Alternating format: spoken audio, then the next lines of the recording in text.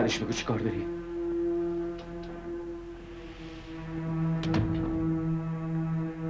از من خواستن این مأموریت رو انجام بدم.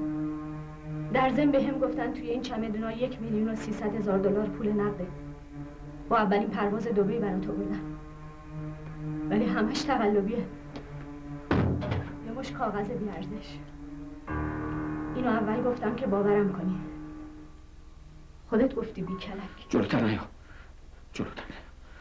خب خانم، حالا اسم این کار جرأته یا سوء استفاده خانم پلیس؟ نمیدونم. ولی دیگه نمیخوام رو راست نباشم.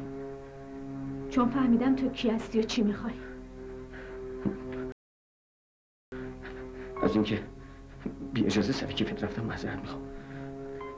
لابد برات مشکل درست کردم. تو کارو خراب کردی. خرابتر از خراب. هم برای من هم برای خودت. کاش میتونستی ببینی اون بیرون چه خبره. من ارزششو نداشتم. چرا اینقدر برای من زحمت کشیدین و خرج کردین؟ مگه من کی بودم؟ جامعه امنیت میخواد. من به عنوان لازم نکرده شعار بدی. دیگه حالم داره از حرفاتون به هم میخوره. من که مجرم نبودم. من که این کاره نبودم. همه این کارهایی که کردی و همین الان داری میکنی جرمه. یه جرم سنگین. چرا نمیخوای بفهمی؟ هیچ مجرم به دنیا نمیاد. میاد! نه. مسلمه که نه. لطفاً اون چشماتون رو بازتر کنین.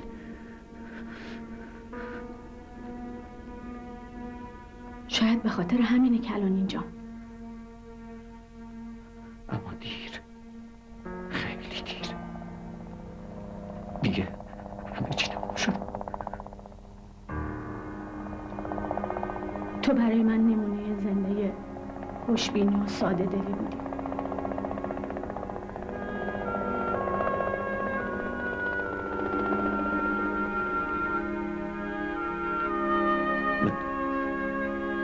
من مغلوب شدم. مغلوب شدم.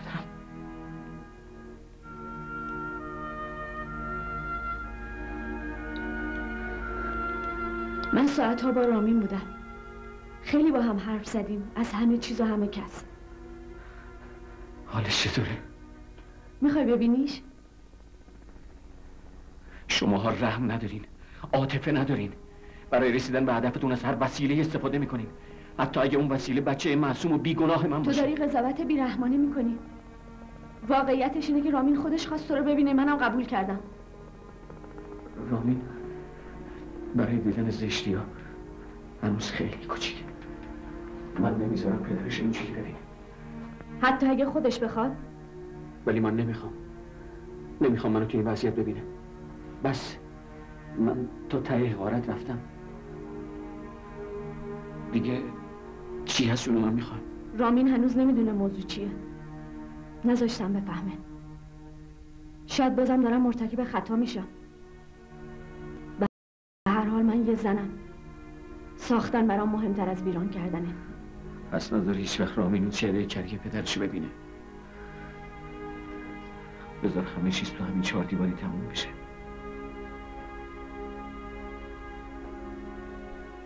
هنوزم خیلی دیر نیست. کافیه دستاتو ببری بالا. مطمئن باش همیشه دستی هست که دستاتو بگیره. بیرون آدمای زیادی منتظر دیدن این لحظه. و تو رو مأمور این کار کردم. چون میدونستم فقط تو با من میتونی این کارو بکنی. من مطمئن نیستم. اینو هم به من ثابت کن هم به بقیه. من بهش احتیاج دارم. برید. اینم تلافی اون خطایی که به خاطر من مرتکب شدی. حالا تو نجات دهنده ای. هر دوتون برید.